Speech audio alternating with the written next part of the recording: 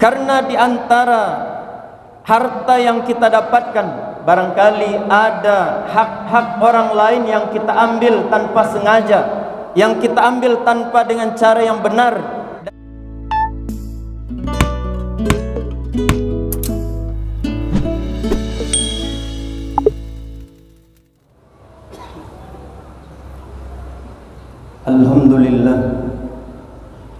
Alhamdulillahilladzi bini'matihi tatimmu shalihat.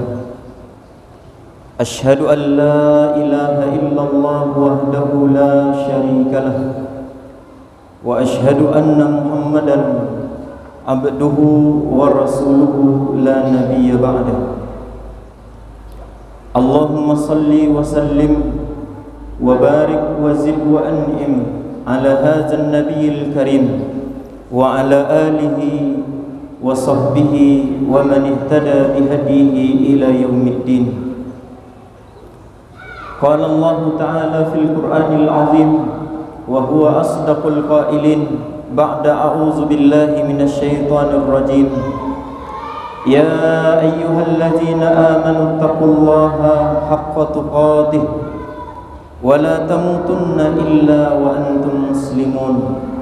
Wa qala subhanahu ya ayyuhalladzina amanu taqullaha wa qulu qawlan sadida yuslih lakum a'malakum wa yaghfir lakum dhunubakum wa man yuti'illaha wa rasulahu faqad faza fawzan 'azima. Amma ba'du, fa ya ayyuhal hadirun usikum wa iyaya nafsi bitaqwallah faqad fazal muttaqun. Puji beserta syukur tidak henti-hentinya kita haturkan kepada Allah Subhanahu wa taala. Salawat beserta salam pun tidak lupa sama-sama kita memperbanyak mengucapkan untuk junjungan Nabi besar kita Nabiullah Muhammad sallallahu alaihi wasallam. Kemudian khatib tidak lupa mengingatkan diri khatib sendiri dan juga kita semua agar kita sama-sama bisa meningkatkan iman dan takwa kita kepada Allah Subhanahu wa taala. Karena inilah yang akan menjadi bekal kita untuk perjalanan panjang di akhirat, perjalanan yang melelahkan, dan bekal terbaik itu adalah ketakwaan kepada Allah Subhanahu wa taala. Wa tazawwadu fa inna khairaz zadi taqwa. Berbekallah kalian, kata Allah Subhanahu wa taala, dan sebaik-baik perbekalan adalah ketakwaan kepada Allah Subhanahu wa taala. Jamaah kaum muslimin rahimakumullah, di dalam Al-Qur'anul Karim berulang sebanyak 32 kali Allah Subhanahu wa taala menyebutkan kata-kata zakat. Dari 32 kali yang Allah sebutkan dalam Al-Qur'an, 28-nya Allah Subhanahu wa taala gandengkan dengan salat. Sebagai contoh, Allah Subhanahu wa taala berfirman, wa aqimus shalah wa atuz zakah. Dirikanlah salat, bayarkanlah zakat. Sebuah isyarat dari Allah Subhanahu wa taala bahwa ibadah salat dengan ibadah zakat tidak bisa dipisahkan. Orang-orang yang berusaha atau kemudian memisahkan antara salat dengan zakat, maka keislamannya tidak sempurna di sisi Allah Subhanahu wa taala. Di zaman Abu Bakar As-Siddiq radhiyallahu taala anhu, ada sebahagian kaum muslimin yang menolak untuk membayar zakat. Mereka rajin mengerjakan salat tapi menolak untuk membayarkan zakat. Maka Abu Bakar As-Siddiq radhiyallahu taala anhu kemudian memerangi mereka sampai kemudian mereka kembali membayarkan zakat tadi. Ketika ditanyakan kepada beliau, wahai Abu Bakar, kenapa engkau perangi orang-orang yang mereka masih salat walaupun mereka meninggalkan ibadah zakat, tapi bukankah mereka masih mengerjakan salat? Maka kata Abu Bakar As-Siddiq radhiyallahu taala anhu, demi Allah, kata beliau, Allah Subhanahu wa taala tidak memisahkan antara salat dengan zakat. Rasulullah sallallahu alaihi wasallam tidak memisahkan antara solat dengan zakat. Demi Allah, kata beliau, selagi saya masih hidup, antara solat dan zakat pun tidak akan saya pisahkan. Orang-orang yang kemudian menolak membayar zakat, maka beliau kemudian perangi sampai mereka kembali untuk membayar zakat. Jemaah kaum muslimin rahimakumullah, di dalam Islam atau di dalam rukun Islam, Allah Subhanahu wa taala di antara rukun Islam yang wajib kita yakini, yang wajib kita amalkan, yaitu membayar zakat. Ada dua jenis zakat yang diwajibkan dalam Islam. Yang keduanya adalah rukun dari rukun Islam. Yang pertama adalah zakat fitrah, dan yang kedua adalah zakat mal. Zakat fitrah kaitannya dengan Ramadan.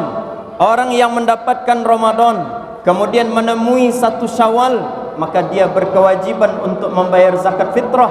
Adapun zakat mal, maka zakat mal ketika seseorang sudah mendapatkan atau sudah sampai hartanya satu nisab dan satu haul, maka dia berkewajiban untuk mengeluarkan zakat dari harta-harta mereka. Tidak ada kaitannya dengan bulan Ramadan, tidak ada kaitannya dengan bulan-bulan yang lain. Ketika seseorang sudah sampai hartanya satu haul dan satu nisab, maka kemudian diwajibkan oleh Allah SWT untuk mengeluarkan zakat. Jemaah kaum muslimin rahimakumullah, kenapa kemudian Allah SWT mewajibkan kepada kita untuk berzakat? Kata para ulama, banyak sebab di antara kenapa Allah SWT mewajibkan kita untuk membayar zakat. Yang pertama, jemaah kaum muslimin rahimakumullah, karena Islam ini adalah agama yang hablum minallah dan hablum minan nas. Kalau solat yang kita kerjakan adalah dalam rangka membangun hubungan yang baik kita dengan Allah Subhanahu wa taala, maka zakat-zakat yang kita serahkan kepada orang-orang miskin dari orang-orang kaya itu adalah dalam rangka membangun hubungan yang baik antar sesama manusia. Kemudian yang kedua, jemaah kaum muslimin rahimakumullah, kenapa kita diwajibkan berzakat? Karena di antara harta yang kita dapatkan, barangkali ada hak-hak orang lain yang kita ambil tanpa sengaja, yang kita ambil tanpa dengan cara yang benar, dan kita tidak bersengaja. Maka untuk membersihkan harta-harta yang kita dapatkan, maka kita keluarkan zakatnya, dan itu dibayarkan setiap tahunnya. Jemaah kaum muslimin rahimakumullah, orang-orang yang enggan untuk membayar zakat, yang tidak mau mengeluarkan zakat, yang tidak mau tahu menahu tentang zakat, dia sibuk mengumpulkan hartanya, kemudian mengumpulkan hartanya sebanyak mungkin, kemudian tidak mengeluarkan zakat dari harta yang dia dapatkan, maka Allah Subhanahu wa taala mengancam mereka dan menjanjikan untuk mereka kehinaan dan masuk ke dalam nerakanya Allah Subhanahu wa taala. Allah Subhanahu wa taala mengatakan, sayutawwaquna ma bakilu bihi yaumal qiyamah. Orang-orang yang enggan membayar zakat, harta-harta yang seharusnya dikeluarkan sebagai zakat itu Allah Subhanahu wa taala akan kalungkan di lehernya, dan itu bukan untuk diambil manfaatnya oleh orang tersebut, melainkan oleh Allah Subhanahu wa taala ingin menghinakan orang tersebut. Allah Subhanahu wa taala ingin memberatkan dia di akhirat nanti dengan harta yang dikalungkan oleh Allah Subhanahu wa taala. Kemudian dalam ayat yang lain kata Allah Subhanahu wa taala, yauma yuhma 'alaiha fi nari jahannam fatukwa biha jibahuhum wa junubuhum. Di hari kiamat nanti kata Allah Subhanahu wa taala, harta-harta zakat yang seharusnya dikeluarkan tapi kemudian tidak dikeluarkan oleh pemiliknya, maka oleh Allah Subhanahu wa taala harta tersebut dipanaskan dengan api bara neraka. Kemudian setelah harta tersebut panas, harta tersebut mendidih, maka kemudian diletakkan atau disetrikakan ke wajah-wajah, kemudian punggung-punggung dan perut-perut orang-orang yang tidak mau mengeluarkan zakat. Dan ini diantara azab yang Allah sediakan bagi orang-orang yang enggan untuk mengeluarkan zakatnya.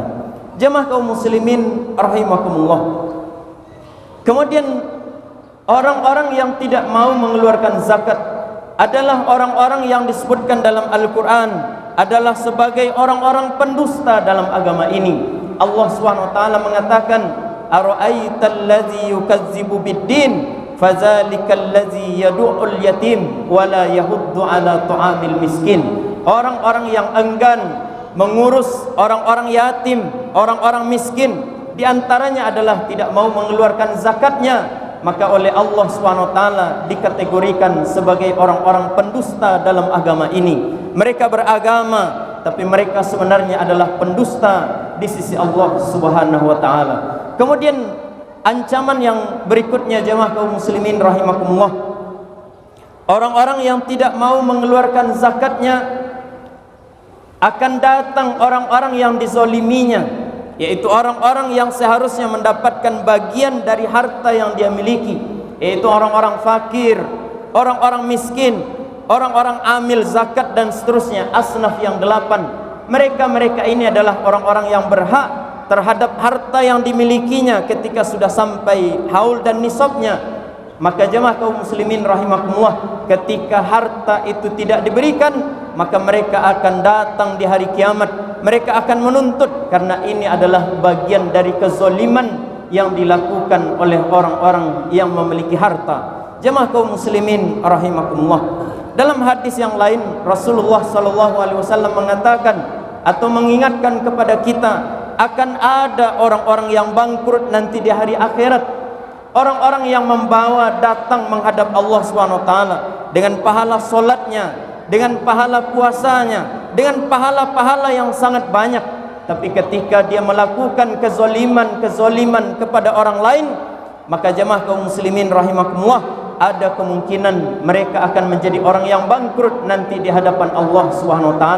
Karena orang-orang yang dizoliminya di dunia, orang-orang yang diambil hartanya, bagiannya di dunia, mereka akan meminta kepada mereka di hari akhirat nanti, dan mereka tidak akan bisa membalas atau memberi dengan harta.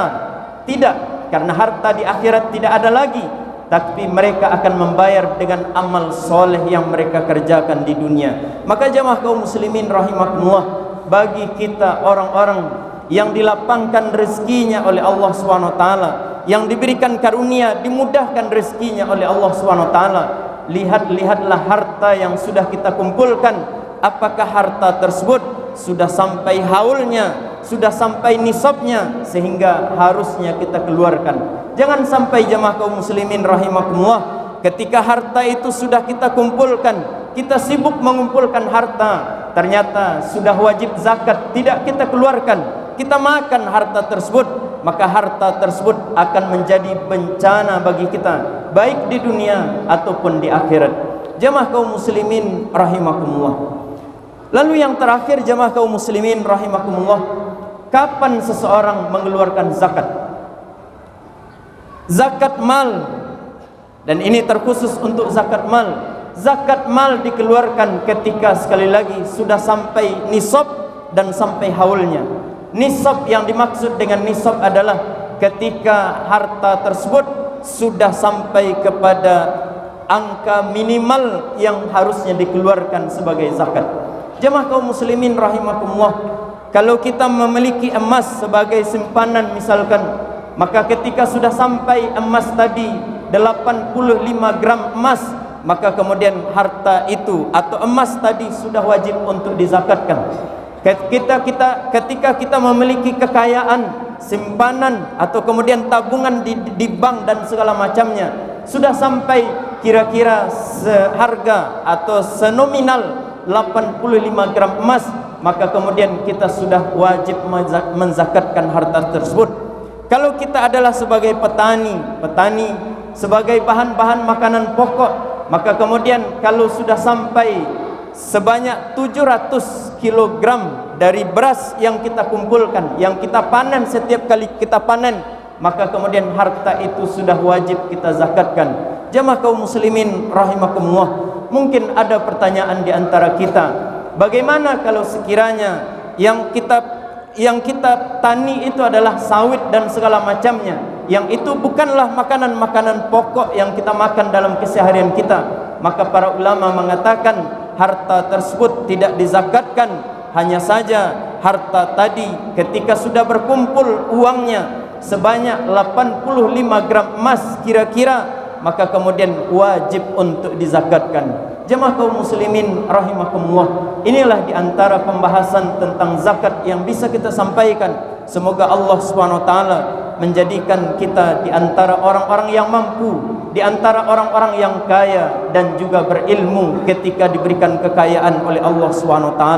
Karena ketika kita diberikan kekayaan oleh Allah SWT, kemudian kita tidak memiliki ilmu kemana, apa saja kewajiban kita terhadap harta tadi, kemudian kemana harta ini harus dibelanjakan, maka kata Rasulullah SAW, orang ini akan merugi, orang ini akan dicelakakan oleh hartanya sendiri. Tapi sebaliknya jemaah kaum muslimin rahimakumullah, ketika Allah memberikan kelapangan rizki kepada kita, kemudian kita tahu kewajiban-kewajiban yang harus kita kerjakan, kemana harta ini harus kita belanjakan, maka insya Allah ini adalah bagian dari peluang besar untuk meraup pahala yang sangat besar di sisi Allah Subhanahu wa taala. Aqulu qawli hadza wa astaghfirullah li wa lakum wa lisairil muslimin fastaghfiruh innahu huwal ghafurur rahim.